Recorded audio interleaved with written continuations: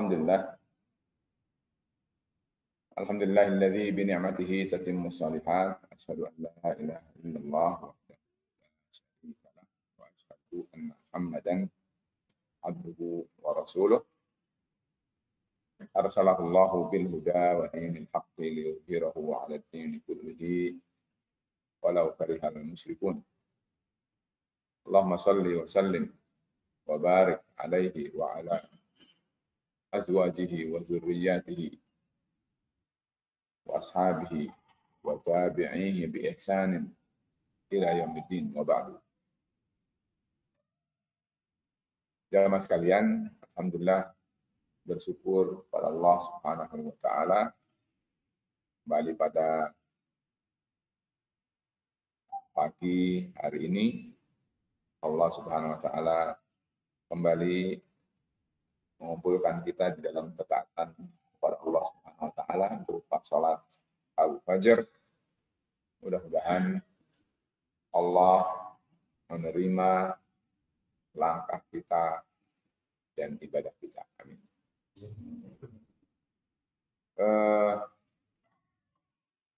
Kita akan lanjutkan masih terkait dengan bahasan besar yaitu istiqomah di akhir zaman. Berarti fokusnya adalah bahwa ada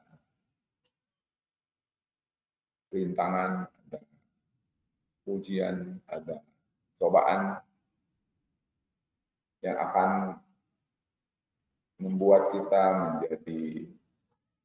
bisa jadi kurang semangat, bisa jadi kita ragu, bisa jadi kita malah terhenti dalam laju ibadah kita kepada Allah Subhanahu wa taala, dan bahkan diharapkan kita celaka syaitan dan iblis. Nah, kita berlindung kepada Allah dari semua itu, dan mari kita coba rinci sedapat mungkin satu persatu apa yang kita harus antisipasi dan apa yang harus kita waspadai dan apa yang kita harus hindari karena fitnah sangat banyak. Mungkin kalau bab 13 bab dan bab yang sedang kita telusuri, kita kaji, kita lalui ini adalah bab dengan fitnah dalam pintu ekonomi. Sudah 6 kali kita membahas masalah ini, dan kali ini adalah yang ke-7. Masih saja membahas tentang hadis Rasulullah SAW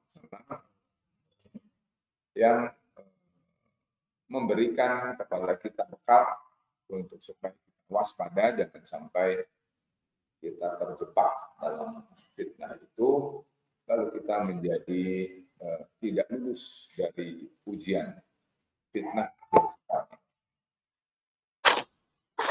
Para jamaah sekalian,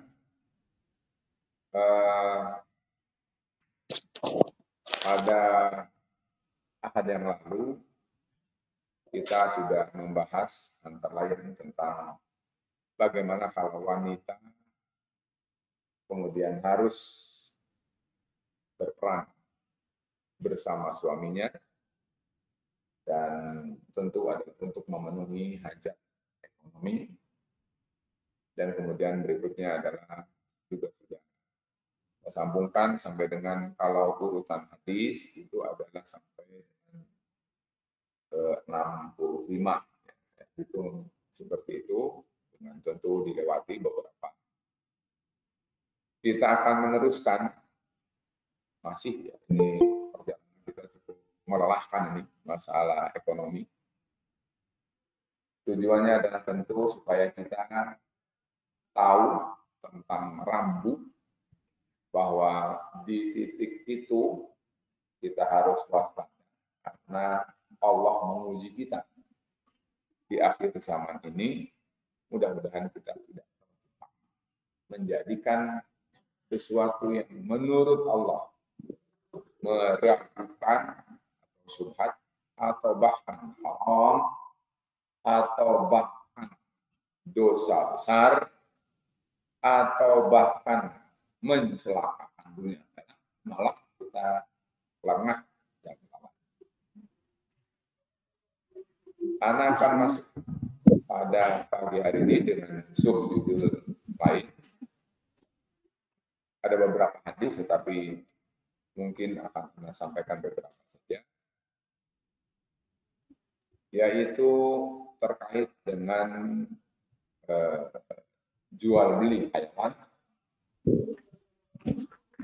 terkait dengan jual beli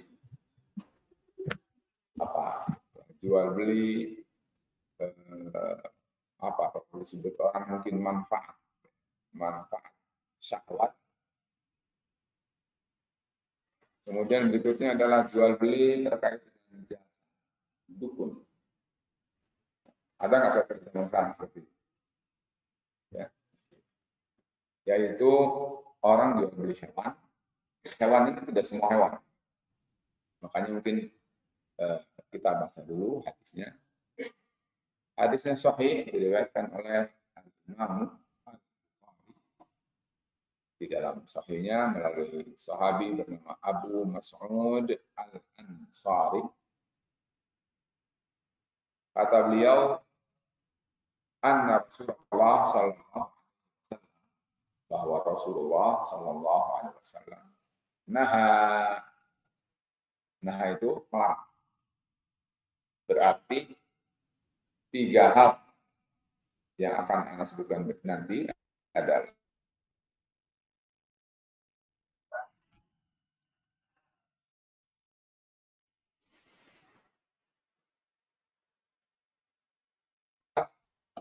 harga.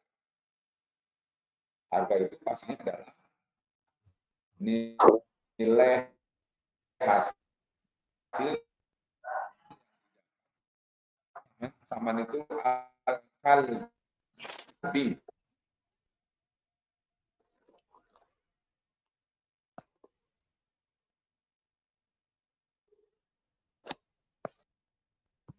Assalamualaikum Ustaz.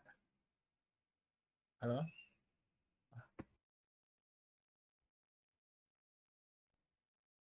Nggak masuk ke dalam urusan masalah filosofinya, tetapi lebih cenderung kepada bagaimana kita menetapkan bahwa hal-hal ini oleh Rasul didikan kepada kita untuk menjadi rambu kewaspadaan dalam hidup. Kedua, kata beliau, wa mahril baghi,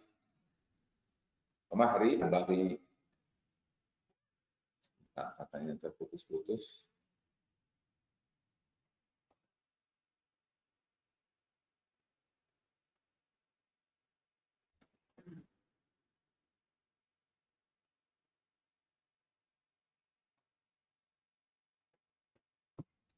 Sudah Ustaz. Suara antum. Padahal. Ya. Mahar itu adalah putus-putus ya. Iya Ustaz, tadi putus-putus, tapi sekarang sudah tidak. Mahar itu artinya adalah muqabil atau sesuatu nilai tukar yang dibayarkan kepada baghi. Baghiyah. Baghiyah itu kalau dalam bahasa para ulama namanya pelacur. Pelacur. Pelacur itu adalah kalau diartikan sebenarnya mereka orang yang merentalkan farajnya. Na'udzubillah. Ya, memperjualbelikan, menyewakan, mengontrakkan farajnya, kemaluannya. Mungkin saja itu adalah ada istilah namanya pekerja seks. Oleh karena itu hati-hati, ini adalah yang kedua. Yang ketiga, uang al-kahin, jalan-jalan hakiki.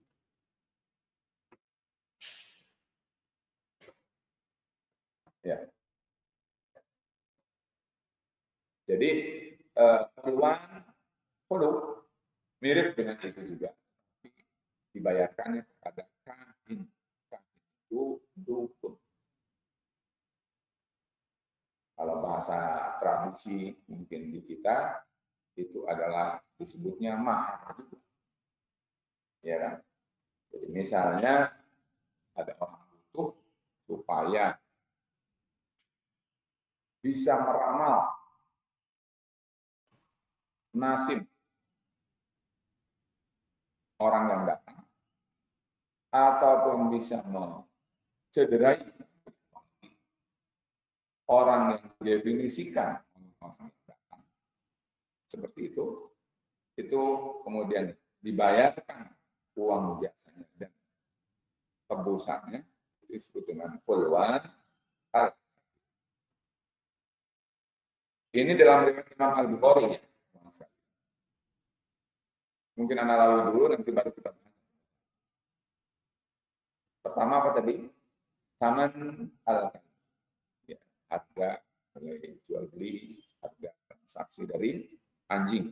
Kedua, mahrul bari, yaitu bayaran yang diterima oleh pezina, seks. Kemudian yang ketiga adalah bayaran yang diterima oleh, ada yang serupa lebih lengkap, yaitu riwayat dari Aun bin Abi Juhaifah. Ya. Katanya ada salah berurutnya begini. Ra'aitu abi ishtara abdan hajjaman. Aku melihat bapakku, ayahku, membeli abdan. Abdan artinya budak. Tapi budak ini ada punya keahlian. Profesi itu adalah hajjaman. Hajjam berasal dari hajim. Hajim adalah hijamah. Hijamah diartikan dengan kotak. Jadi ya di dalam sabab ini adalah membeli budak. Nah, budak ini punya keahlian. Keahliannya adalah membuka.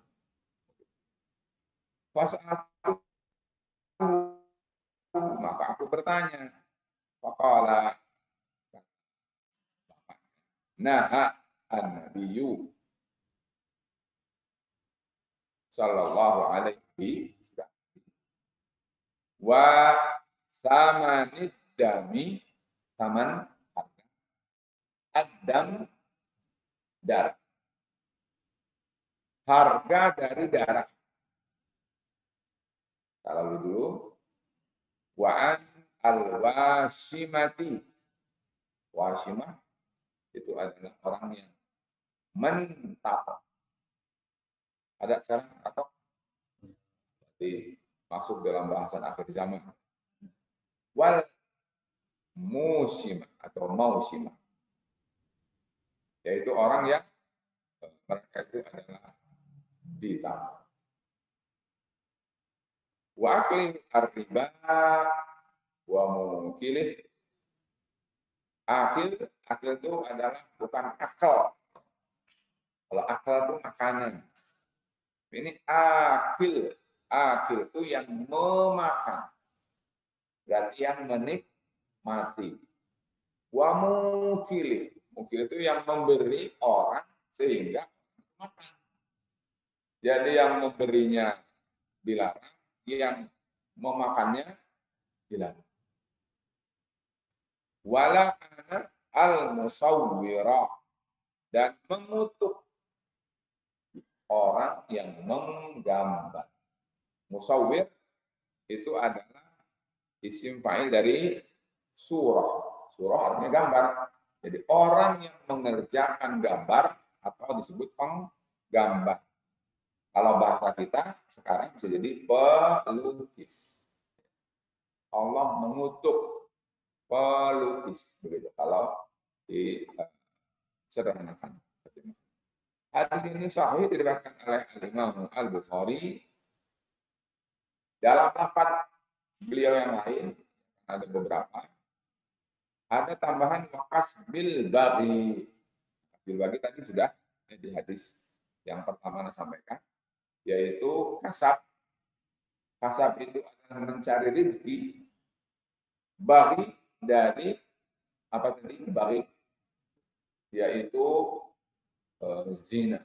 Kalau bahasa di sini bisa jadi mucikari, gitu ya.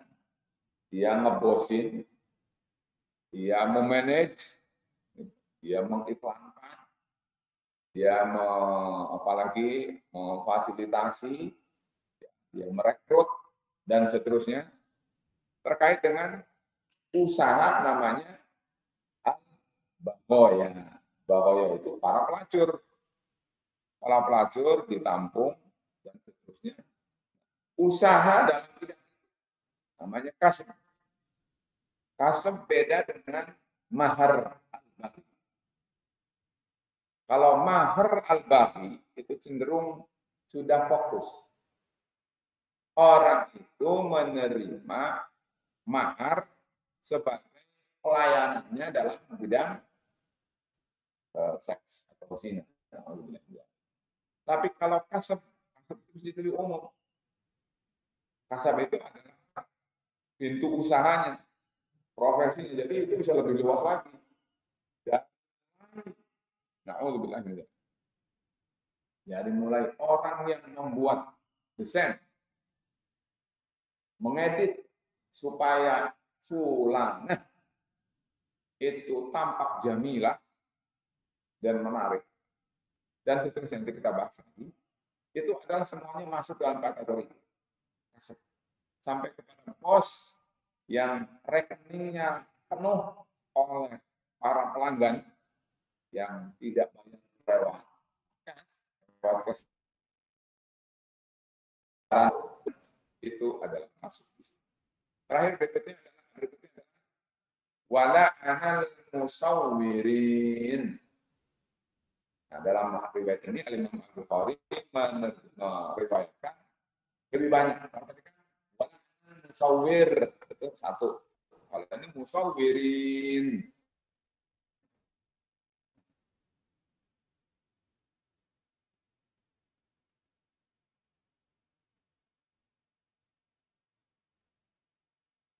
Tapi mereka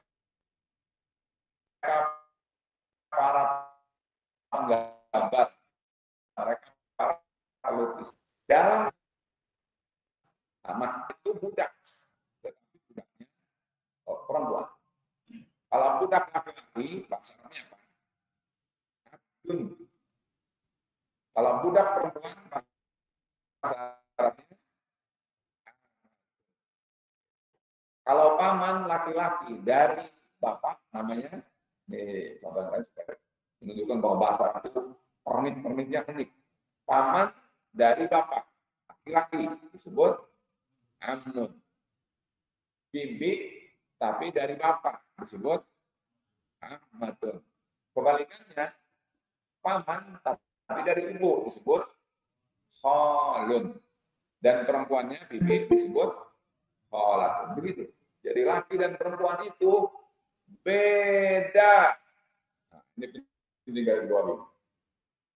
Bahwa di kita, di negeri kita, di Indonesia ini cenderung sekarang ada yang namanya isu gender. Betul tidak? Sama laki perempuan, kenapa dibedakan? Itu diskriminasi. Betul. Nah, kata mereka tidak suka sama kadrun. Ya, karena kadrun yang mengatakan beda, bahwa laki-laki itu abdun, kalau perempuan amatun, dari istilahnya juga beda. Jadi bagi orang yang suka memberi julukan kadun, ketahuan bahwa memang Arab ini membedakan antara laki dan perempuan. Tapi bagi kita orang beriman adalah bahwa kadun, orang yang mengatakan bahwa para penyeru dan pelaku perubahan dari jahiliyah kepada tuntunan Allah diolok-olok dengan kadun, hati-hati, mereka bisa terancam murtad. Jadi bahaya sekali. Tidak boleh jadi bahan di bahan gurauan, tidak boleh sembarangan. Manusia itu disebut kadal, betul? Kadal. Dan itu kadang bukan kadal Indonesia, gurun, karena datangnya dari Jazirah Arab. Itu sudah mengkafirkan orang-orang, termasuk Nabi, termasuk para sahabat, termasuk para ulama, disebut kadal. Nah, itu lebih daripada mengkafirkan. Jadi kalau dalam bahasa Arab, orang yang mengatakan orang-orang Arab atau para dai, termasuk Nabi, disebut kadrun, itu sebetulnya adalah sama dengan maling, teriak maling. Ya. Maling teriak maling itu adalah mereka yang maling, tetapi menjerit, teriak, bahkan orang lain yang maling. Jelas? Jadi mereka yang kadal, tapi supaya tidak ketahuan mereka kadal, maka memanggillah orang lain yang di dekatnya dengan bilang enggak. Jadi orang yang sekarang hati-hati. Kita lanjut dulu. Ini baru menerjemahkan kata-kata. Ada lagi hadis diriwayatkan oleh Imam Muslim dari Rafi' bin Khadij. Lafaznya begini. Katanya aku mendengar Rasulullah SAW bersabda, syarrul kasbi, syar itu paling buruk, paling jahat. Tapi kita baca, misalnya kalau yang melazimkan baca sholat subuh itu baca Al-Falaq 3 kali, An-Nas 3 kali. Berarti kita membaca kalimat syar tadi berapa kali? Min syarri ma khalaq, syar itu artinya adalah jahat. Min syarril waswas itu adalah jahat.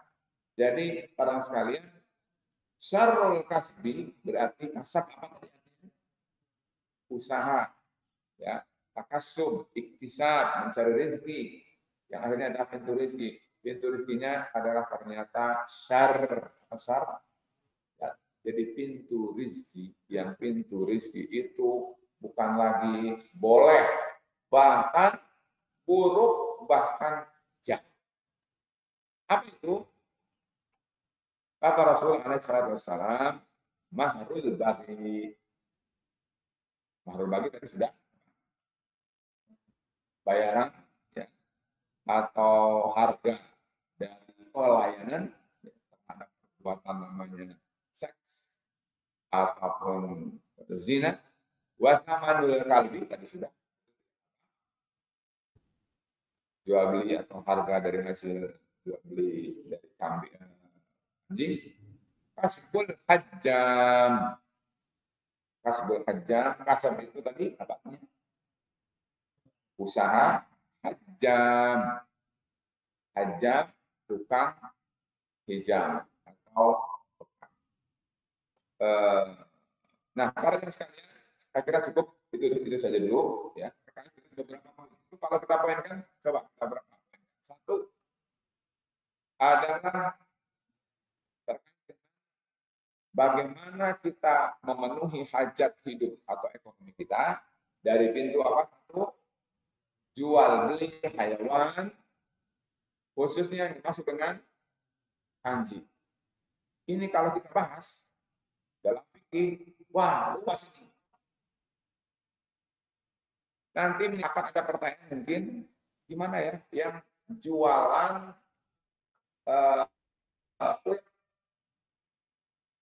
ya kan? Kan juga Jualan cacing. Nah, betul. Itu masuk ke urusan itu. Cuman anak tidak membahas detail ya. Karena kalau detail kan akan selesai. Ini sudah 7 nih. Ya, Majelis Ekonomi 7 saya juga. Ya. Untuk menunjukkan bahwa memang kalau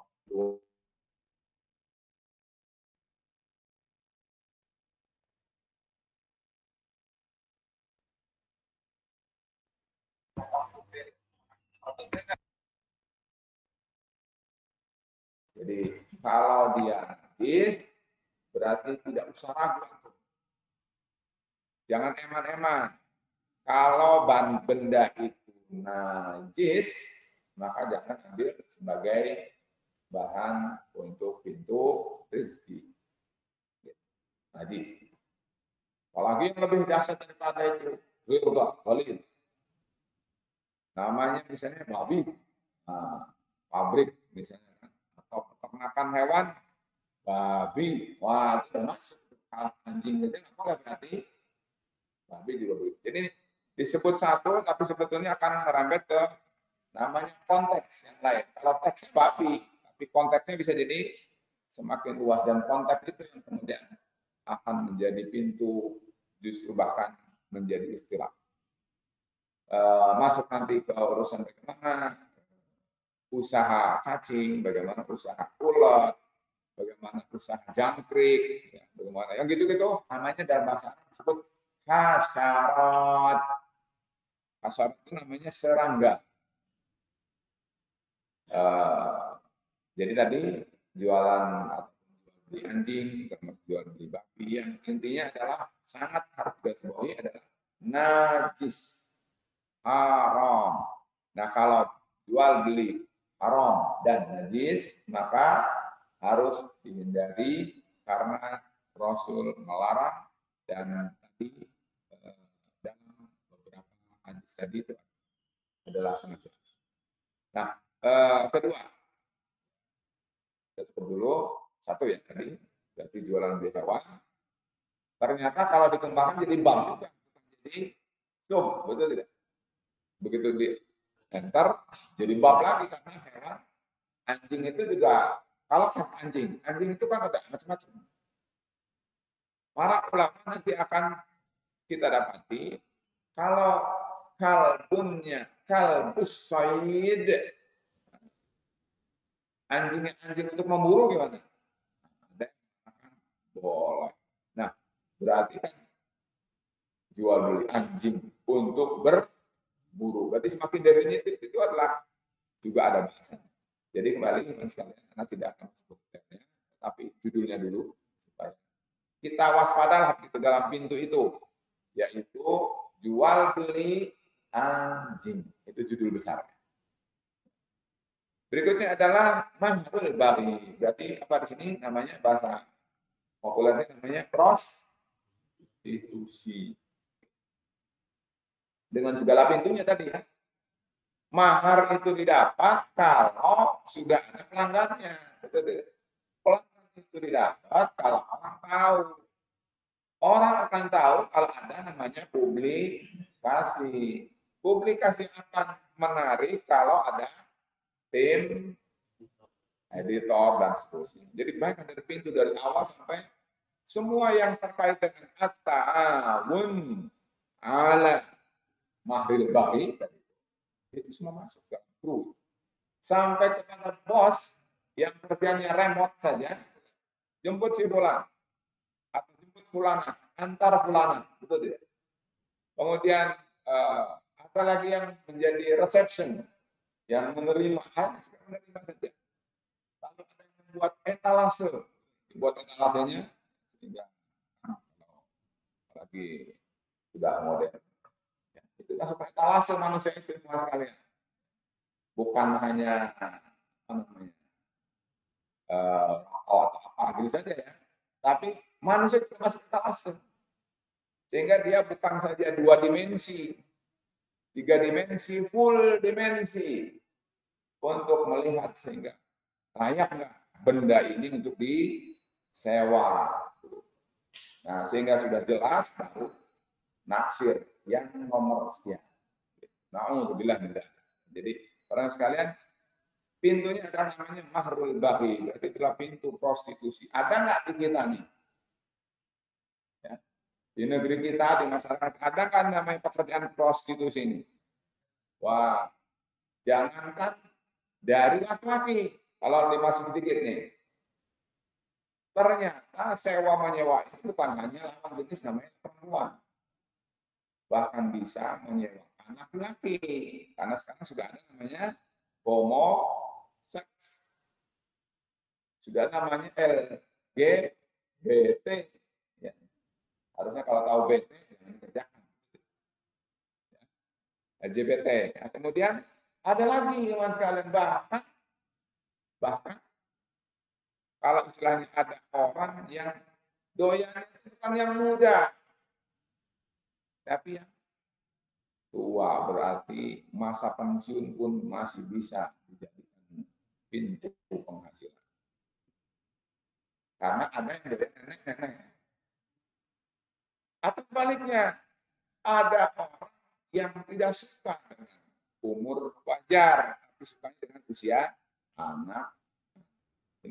Pintunya masuknya banyak nih Bang sekalian. Tapi saya tadi judulnya yang besar saja, yaitu namanya mahrul baghi, pintu prostitusi.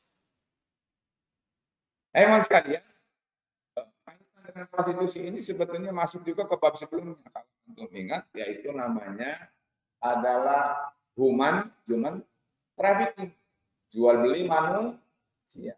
Jual beli manusia itu kalau diklik lagi besar sebetulnya, sampai jual beli organ tubuh, betul tidak? Itu masuk di situ, organ tubuh manusia, sehingga terjadi penculikan, lalu dibunuh, lalu dibelek, diambil jantung saja, ditinggal bangkainya, betul tidak? Diambil hanya jantung, itu kan termasuk. Atau orangnya bulat-bulat dipakai ke luar negeri, misalnya dalam bentuk hidup-hidup, misalnya adalah kamuflasenya adalah kerja, pada misalnya jadi pelacur, dari itu termasuk dalam kategori. Itu manusia itu dijual untuk bulat-bulat dan badannya sampai nyawanya dijual. Jadi ini hanya sentuhan saja karena akan jadi panjang. Dua ya. Ketiga, keluhan kain perdukunan ada. Jadi kita kadang menggunakan istilah banyak. Namanya apa? Orang pinter, betul ya? Atau para normal.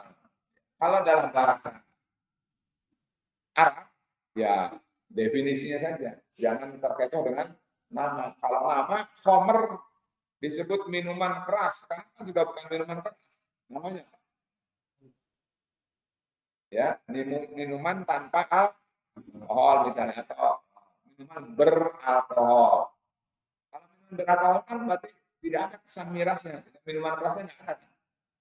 Hanya beralkohol. Dan seterusnya. Jadi para sekalian, apa disebut juga dengan istilah namanya minuman tapi dingin, soft drink. Nama boleh berganti, tapi kita kembali pada arti yang sesungguhnya. Dia muskir atau tidak? Kullu muskirin khamrun wa kullu muskirin haramun. Setiap apa saja yang membuat manusia akalnya rusak, maka dia disebut namanya khamr. Kalau begitu maka hukumnya haram, begitu dalam bahasa Rasulullah, supaya kita terkait dengan istilah. Nah, kasbul baghi juga begitu, atau mahrul baghi juga begitu. Jangan terkecoh dengan judulnya, namanya, tapi lihat dari sisi apa yang dikerjakan oleh itu. Begitu juga dengan keluhan kahin, juga tidak terkecoh dengan namanya, tetapi dengan apa yang dikerjakan. Kata mahrul kahin ini adalah orang yang menurut Rasul itu dilarang dari mulai araf saja dilarang. Araf itu adalah berasal dari kata arafa, tahu. Araf itu disebutnya segala tahu. Jadi tahu, datang-datang kamu lahirnya bulan Desember ya. Dia kamu lagi bermasalah ya. Nah, sudah tahu. Itu karena tahunya begitu, maka disebut araf. Ya, kamu lagi sakit ya. kamu sakitnya anu ya, kamu dari orang daerah mana disebut. Itu namanya apa? Kenapa dia tahu? Karena punya sinyal. Punya sinyal. Sinyal itu ada nanti disebut namanya korin. Kemudian kerja sama mereka namanya jual beli data. Jual beli data dalam bahasa teknologi itu sebetulnya dalam dunia jin itu sudah lebih dulu. Ya. Sekarang kan antum aplikasi betul tidak? Banyak aplikasi di handphone antum. Aplikasi itu antum bisa akses kalau antum kasih apa? Bukan, kasih data. Betul tidak? Namamu siapa? Emailmu apa? Nama handphonemu, betul? Alamatmu di mana? Data adalah disebut aset. Disebut aset dalam suatu pergerakan usaha bisnis itu zaman sekarang. Data itu dijual ke perusahaan lain. Itu jadi aset. Jadi antum membanggakan diri dengan memperbanyak aplikasi di handphone antum, itu sebetulnya memberi saham kepada para pengusaha untuk dia beruntung ketika mereka melakukan transaksi data dengan orang atau pihak lain. Sekarang ada namanya menjual data, datanya dijual, betul tidak? Ya data pelanggan, kita itu tidak. Jadi mas kalian hati-hati ya. Jadi kembali ke tadi, poluan kahin, kalau apalagi kahin. Nah, kahin itu lebih berat daripada arwah. Kalau arwah itu adalah orang yang serba tahu, begitu dan termasuk yang menakjubkan bagi korban yaitu perkara yang baik. Nah, kalau kahin itu adalah terkait dengan langsung terapinya, diagnosanya, hipotesanya sampai dengan solusi dan terapinya. Katanya kamu kalau begitu harus berserah. Kamu kalau begitu harus bunuh temanmu atau musuhmu. Itu adalah sudah masuk ke dunia kahana. Karena itu orang yang masuk dunia itu ancamannya adalah mereka termasuk orang yang murtad, keluar dari Islam.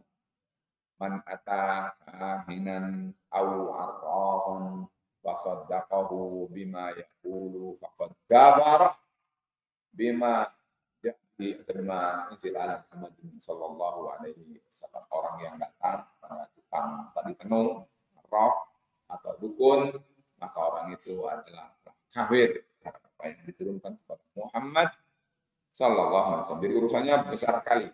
Nah, jadi teman sekalian, Polwan al-Kahin ini adalah pada dukunnya. Orang yang berprofesi menjadi dukun ataupun apa namanya, uang penghasilannya itu adalah termasuk penghasilan yang karena usahanya dilarang, maka penghasilannya jadi akan berpengaruh pada halal dan haram, dan termasuk berkah dan tidak berkah dan seterusnya. Berapa tadi? 3. Nah, ini kalau disentuh lagi. Berikutnya ada tadi mungkin tambahannya ada dunia tato. Ini yang keempat. Tato mentato. Tato mentato itu adalah apakah yang ala tradisional dulu sekarang sudah karena canggihnya orang itu seperti berbusana. Jelas? Padahal tidak berbusana. Kelihatan dia berbusana karena tato. Jelas. Nah, kalau mungkin antum telisik lagi, ini orang yang mukanya disemprot, badannya disemprot dengan warna tertentu, betul tidak? Sehingga ketahuan orang ini warnanya coklat atau sawo matang atau putih nggak tahu lagi. Pokoknya warnanya kalau dibilang kuning ya kuning semua. Kalau silver ya silver semua. Ini apakah masuk dalam kaitan dengan wasem bukan? Ini jadi bahasa lagi tuh. Tapi yang nyebutin judulnya saja, sampai tahu penasaran. Jadi terkait dengan tato, ini hati-hati karena dia adalah pintu rezeki yang dilarang. Yang mentatonya itu wasima wal mustausima, orang yang minta ditato, atau di sini adalah mausuma, yang menikmati tato itu sendiri, itu semua adalah termasuk dilarang dan tidak boleh. Intinya dunia tato mental itu ada masuk berarti 4. Kelimanya adalah riba. Ini sudah dibahas di pertemuan lalu, jadi saya tidak sentuh walaupun masuk dalam poin. Nah, yang baru sekarang adalah dunia grafis atau dunia seni, dunia apa namanya tadi, gambar. Berarti urusan seni, profesi seni. Lalu seninya seni apa? Lukis atau gambar. Wah, itu masuk-masuk macam-macam di situ. Tetapi yang paling menonjol harus kita ingat adalah menggambar ini adalah menggambar melalui tangan.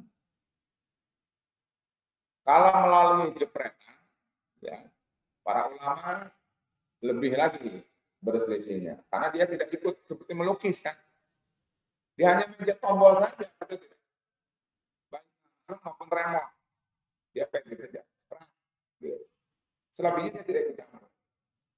Jadi yang pertama adalah kaitan dengan karya tangan, namanya lukis, gambar. Kedua adalah lebih tajam lagi, bukan semua lukis, tapi yang namanya adalah lahu adzil atau zatu al-arwah, yang punya bayangan atau bahasa namanya bernyawa. Nah, ini yang masalah. Kalau lukis melukis terkait dengan nyawa, maka ini maksud.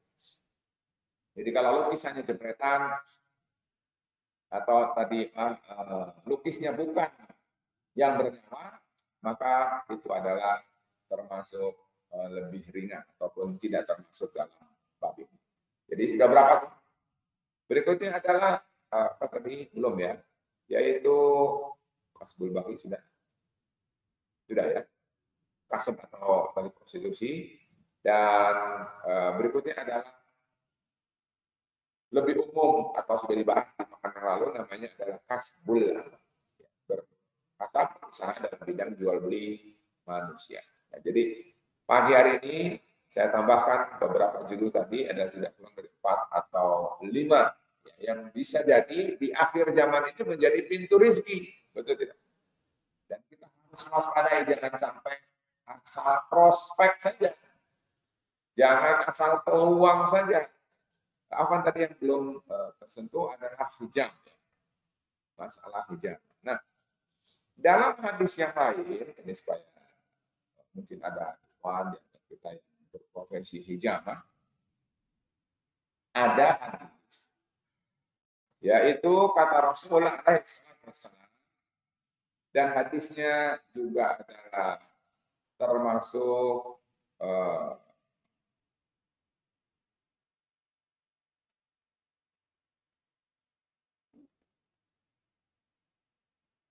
diriwayatkan oleh Imam Abu Dawud, diriwayatkan oleh Imam At-Tirmidzi, diriwayatkan oleh Imam Ahmad dari Rafi' bin Khadij tadi. Kata Rasul sallallahu alaihi wasallam, Rasul bersabda begini, kasbu al-hajjam, mencari rezeki atau berkasab dengan hijamah, apa tadi hijamah? Bekam, khabisun. Kata Rasul, khabis. Dan kalau katakan tadi, Rasul melarang, ya kan? Dari usaha antara lain adalah jam. Kenapa melarang? Karena itu dalam hadis ini dijawab. Karena berusaha dari hijamah menurut Rasul khabisun. Khabis itu adalah kalau di dalam bahasa Al-Quran itu Allah melarangkan wa yuharrimu alaikumul khaba'is. Jadi pada sekalian, bagi bagi yang berprofesi bekam harus tahu persis tentang status ini. Pertama adalah ada kata dilarang, kedua habis, ya. Hanya dalam fikihnya mungkin saya tambahkan bahwa untuk kasbu al-hijam itu ternyata statusnya memang khabis. Dan larangan yang dimaksud oleh Rasul alaihissalam ternyata bukan untuk derajat haram. Bukan haram. Dia dilarang. Kalau mencermati, Rasul mengatakan melarang, betul? Kemudian Rasul mengatakan khabis, tapi Rasul melakukannya. Jadi sampai Rasul melakukan yang haram ya. Nanti masuk ke mengganggu tentang kata maksud. Tapi bukan itu. Anda sampaikan dalam hadis sahih diriwayatkan oleh Imam Al-Bukhari dan Al-Imam Muslim dari Abdullah bin Abbas radhiyallahu anhu, kata Ibnu Abbas begini, An Nabi sallallahu alaihi wasallam ihtajama, Rasul berhijamah, Rasul berbekam, wa ata al-hajjama ajrahu, dan Rasul memberi ajar. Ajar itu maksudnya bayaran, kalau bahasa kita sekarang namanya honor. Ajrahu, honornya. Orang membekam Rasul memberi honornya, begitu. Nah, kemudian para sekalian, gimana kita melakukannya? Ya, bagi ikhwan yang mungkin sedikit di sini, karena tadi anak-anak tidak detail. Kalau detail jadi panjang. Jadi para sekalian, bagaimana orang atau ikhwan yang bekerja dalam bidang bekam? Kalau menurut fikihnya, gabungan antara barang jelek, hobis tadi, betul tidak? Tetapi Rasul adalah bahkan memberi upahnya itu adalah bahwa kalau bisa cari kerjaan lain karena dia tidak haram, tetapi kurang teruji. Karena apa tadi ada kaitan disebutkan namanya adalah samanu ad-dami. Saman itu adalah harga dan darah. Jadi dia adalah sebetulnya penghasilannya dari hasil memproses darah orang. Selain gitu, betul tidak? Karena dari situlah kemudian orang itu adalah kalau bisa itu adalah tidak dijadikan sebagai kasaban atau iktisaban. Karena apa? Dia adalah walaupun Rasul melakukannya, tapi dalam hadis lain adalah ada unsur melarang dan bahkan menstatuskannya dengan khabis, begitu. Jadi itu teman sekalian. Lanjut teman sekalian, masuk ke bab lain supaya banyak yang disentuh. Pada zaman akhir zaman ini kan banyak sekali ini. Kita coba lihat lagi yang lain. Ada bab lain, yaitu adalah Anda tambahkan tadi ya, disebut dengan syarrul kasbi tadi. Syarrul al-kasbi. Syarrul kasbi itu tadi 3, prostitusi, jualan anjing, termasuk bekam. Bekam tadi itu kasbi jam, dan hadisnya sahih riwayat Imam Muslim. Ya, jadi bahkan kalau kita mau telusuri, ya ternyata Rasul mengatakan atau membandingkan dan menggandengkan bahwa hijab itu adalah dengan samanul kalbi, yaitu hasil dari jual beli anjing, yang jelas itu adalah haram. Bahkan dibandingkan juga dengan mahrul baghi. Mahrul baghi itu adalah prostitusi, kemudian harga anjing, kemudian menyebutnya Rasul itu sederet dengan sebutan itu adalah bekam, betul tidak?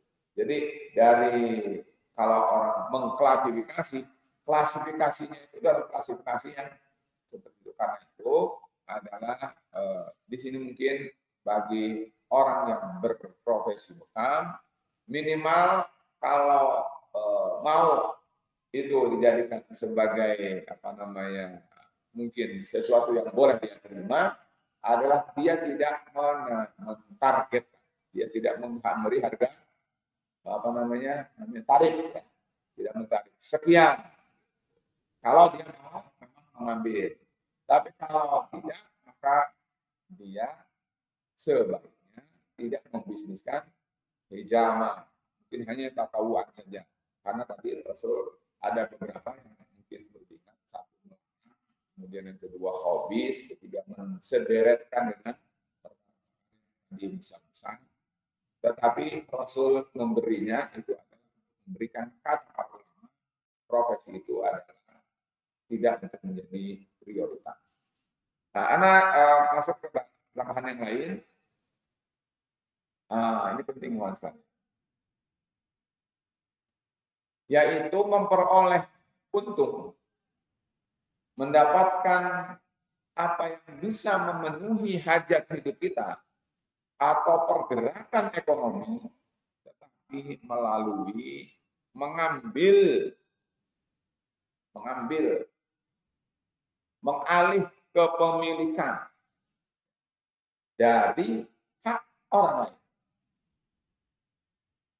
Tolong disimak terlebih dahulu hadis yang sahih diriwayatkan oleh Al-Imam Al-Bukhari dari Abu Hurairah. Apa begini?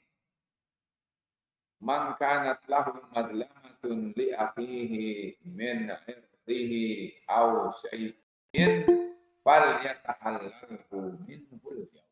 Ini mungkin sering sampaikan.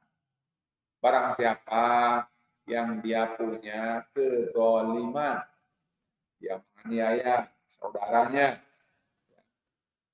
apakah mungkin itu harga diri, jadi bukan harta.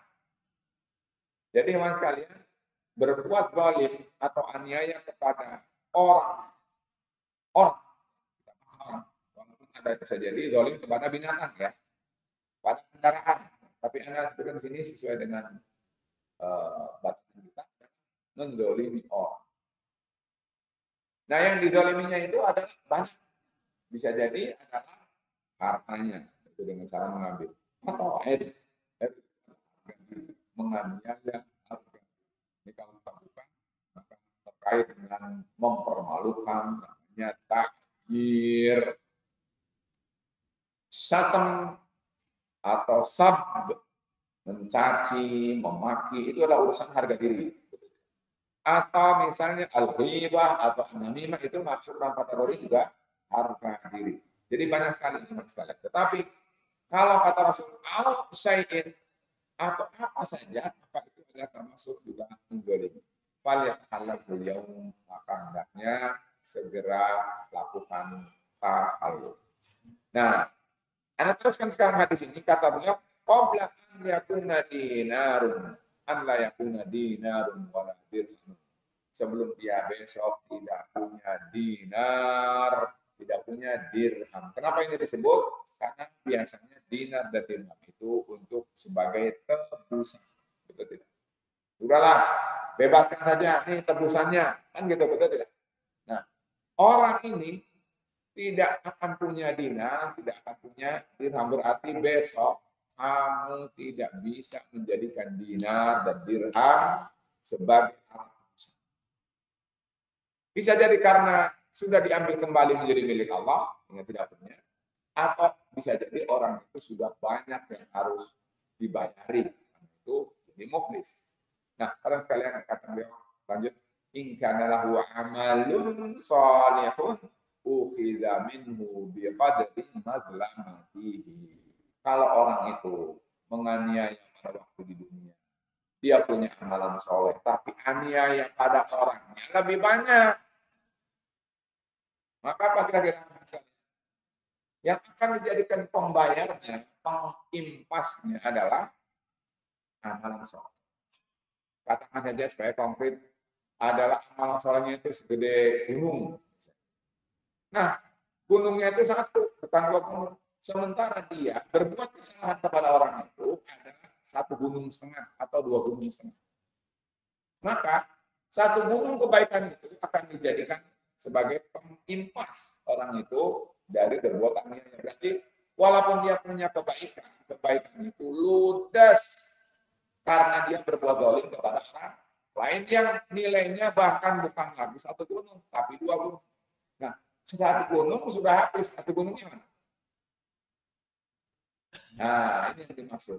Kata masalah sebelum kalian punya amal soleh, kemudian amal soleh itu diambil dari orang itu, dari punya itu, biqadar mati sebesar keaniayaan dia pada orang.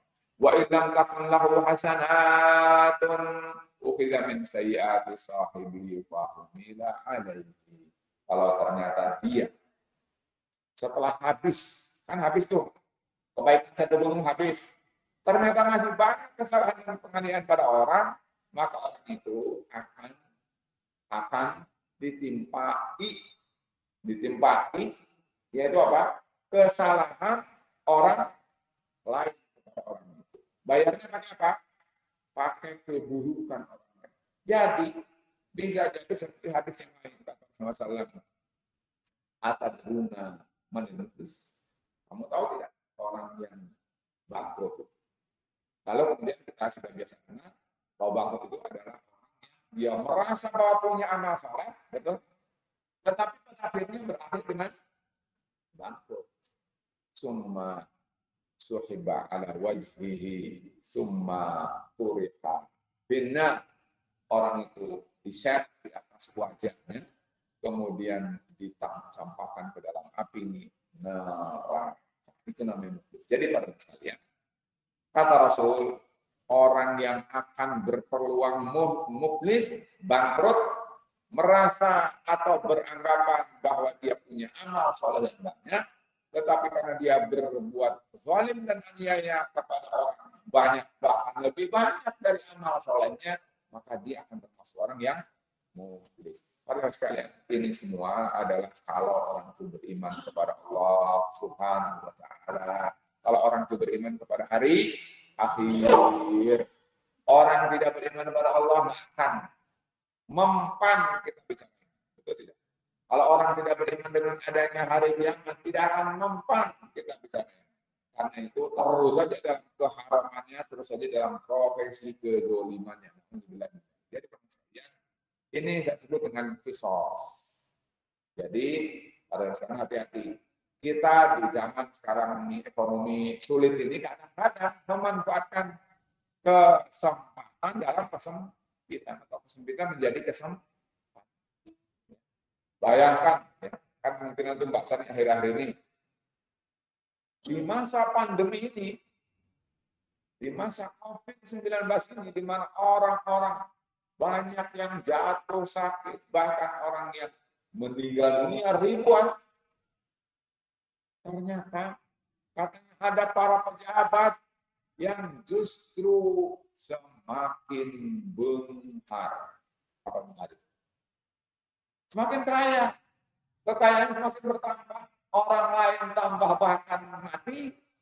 Ya, jangankan hartanya lepas dari dia, betul tidak? Bukan lagi miskin, mati. Tetapi dia, para pejabat, para penguasa, malah memperoleh untung miliar.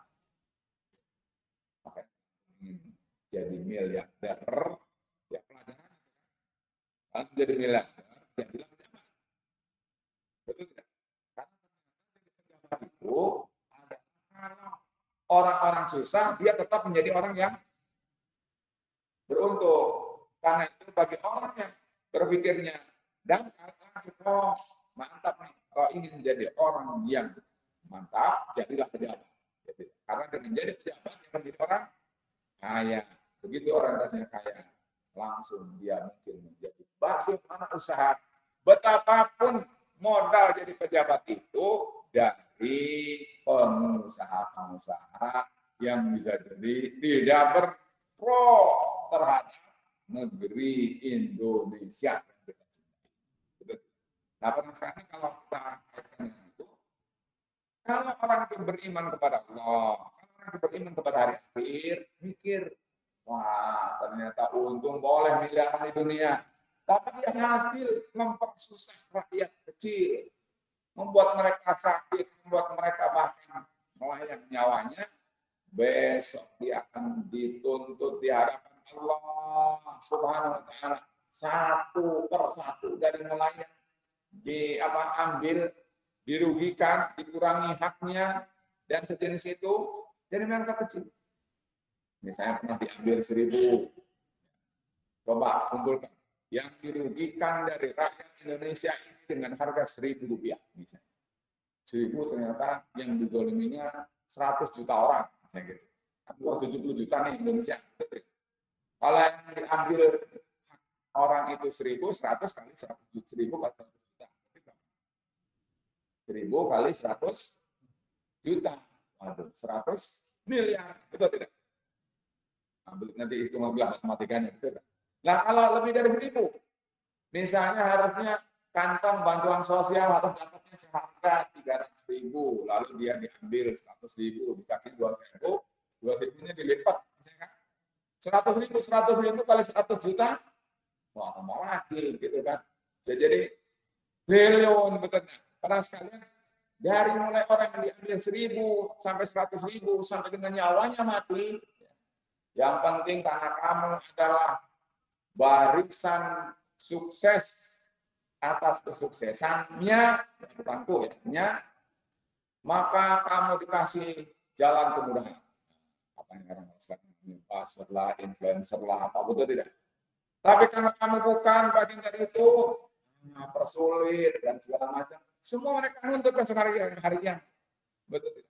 Orang sekarang ini kalau masuk dalam urusan orang yang beriman kepada Allah dan kepada hari akhir, ngeri. Ternyata dunia yang menggiurkan itu, walaupun miliaran, ternyata besok di hari kiamat akan justru menambah mudah dia terperosok ke dalam jahannam. Oleh karena itu, hati-hati. Para anak, mungkin antum ada yang pernah dapat atau tidak, katanya ada pernah menteri tadinya pada waktu pemerintahan Afghanistan sebelum Taliban. Sekarang dimenangkan oleh Taliban nih, betul tidak? Waktu pemerintahan sebelum Taliban, dia ini adalah menteri. Sudah masuk ke WhatsApp-nya. Menteri. Sekarang dia menjadi kurir. Ya. Jadi kurir. Tapi kurir itu bukan kurir kere. Dia punya aset sebetulnya, tetapi dia lebih suka kalau bisa tetap memberi manfaat kepada rakyat dan bangsanya. Begitu ceritanya di situ. Jadi teman sekalian, ada orang seperti maka hidupnya sederhana. Walaupun dia kaya, tetapi dia berpenampilan, menampakkan sama dengan orang lain, ya, bahkan justru berupaya untuk berkhidmat dan berkarya untuk manfaat orang banyak. Itu hari ini ada di Afghanistan. Kalau mungkin nanti anak ketemu ada yang bisa. Jadi sekalian, dan dia mengungkapkan sendiri bukan penjelasan orang. Kalau kan misalnya diterjemahkan kan. Kalau ini adalah dia berbicara sendiri dalam bahasa Inggris, ya, karena dia mantan menteri. Dan sekarang dia malah belajar bahasa Jerman. Dan seterusnya. Jadi para sekalian, ternyata teman sekalian, itu adalah baru beberapa hari saja yang kita lalui pada hari ini. Harus masih bersabar karena ini bisa nanti terkait dengan masalah nyuri, korupsi. Kalau jadikan sebagai pintu ekonomi bagaimana? Ya, nanti di waktu yang akan datang ada lagi orang yang jual beli ya. Mungkin nanti masih ada lagi beberapa lah gitu ya. Karena waktu sudah jam 6.30, saya cukupkan dulu sampai di sini mudah-mudahan bermanfaat. Dan ingat tadi pintu-pintu itu pintu fitnah di akhir zaman dalam urusan ekonomi. Jangan sampai itu kita terkecoh lalu dijadikan sebagai peluang. Pada itu adalah sesuatu yang membuat kita tidak baik, tidak berkah atau malah. Demikian yang sekalian. Wabillahi taufiq wal hidayah. Assalamualaikum warahmatullahi wabarakatuh.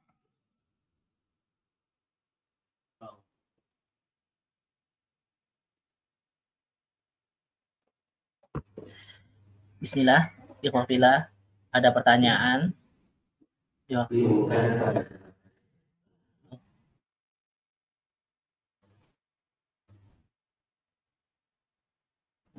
Ya, silakan. Ada? Kalau tidak ada, kita cukupkan. Kalau ada, boleh. Waktu dua. Tafadhol.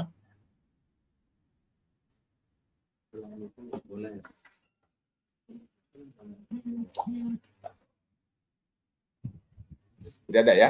Tidak ada, sebenarnya cukup, Ya, Ustaz. kalau tidak ada, berarti kita cukupkan ini ya. Sejak kita dijaga oleh Allah SWT. Subhanakallahumma bihamdika. Subhanakallahumma wa bihamdika. Asyhadu an la ilaha illa anta astaghfiruka wa atubu ilaik. Assalamualaikum. Waalaikumsalam warahmatullahi wabarakatuh.